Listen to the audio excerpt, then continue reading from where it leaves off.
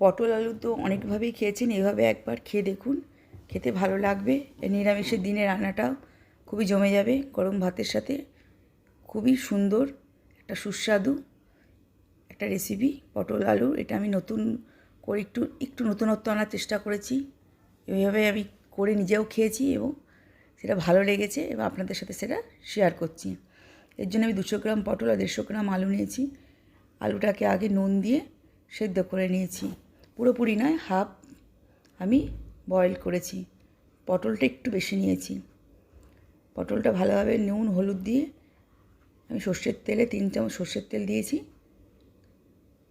ভালো করে নেড়ে ভেজে নেব সময় দিয়ে। এই সময় গ্যাসটাকে বাড়াবেন না, গ্যাসটা মিডিয়াম টু লো করে পটলটাকে ভাজতে হবে। যখন ভাজা ভাজা হয়ে যাবে তখন এর মধ্যে আমি আলুটা যোগ করব। একটা মশলা বানিয়ে নিয়েছি এর আগে। 4 চামচ দই আমি ফ্রিজ থেকে বার করে নর্মাল টেম্পারেচারে রেখেছিলাম। আর এখন খুব গরম তিল আমি ব্যবহার করেছি। তিলটা একটু কমই ব্যবহার করবেন। 2 চামচ তিল আর 5টা কাজু বাদাম আমি গরম জলে ভিজিয়ে রেখেছিলাম পিষবো বলে, সেটাকেও আমি একটা পেস্ট তৈরি করে নিয়েছি। এর মধ্যে কাঁচা লঙ্কা আর শুকনো লঙ্কা দুটোই আমি টমেটোর সঙ্গে 3টে টমেটোর সঙ্গে বেটে নিয়েছি। এবার মধ্যে গোটা গরম মশলা, তেলের মধ্যে গোটা গরম মশলা, একটা শুকনো লঙ্কা, জিরে আর তেজপাতা দিয়ে ফোড়ন দিয়ে তার মধ্যে আমি একটু আদা ফোড়ন দিয়ে ভালো করে তেলে নেড়ে পিউরিটা আমি দিয়ে দিলাম। তার মধ্যে আমি গোটা জিরে, ধনে আর মৌরি ভালো করে রোস্ট করে গুঁড়ো করে নিয়েছি।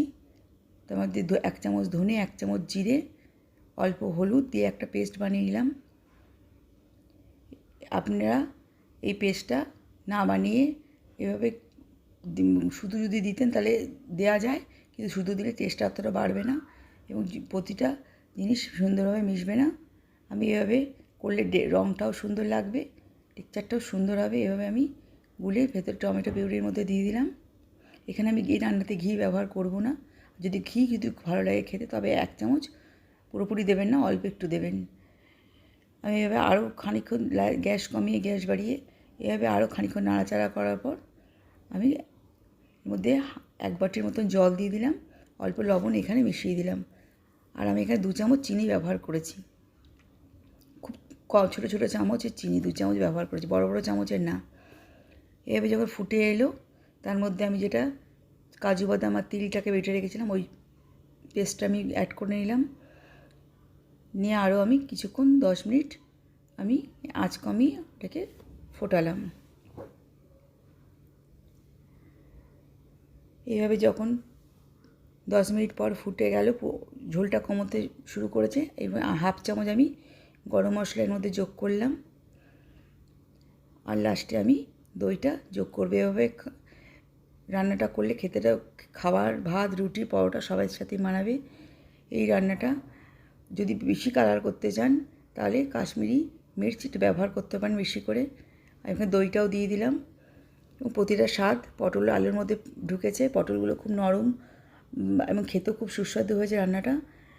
এবং যারা নতুন পটল রান্না করছেন, পটল আলুর রেসিপি এই খুঁজছেন, তবে এই রেসিপিটা ট্রাই করতে পারেন, খারাপ লাগবে না বন্ধুরা। এই রেসিপিটা খুবই ভালো লাগবে।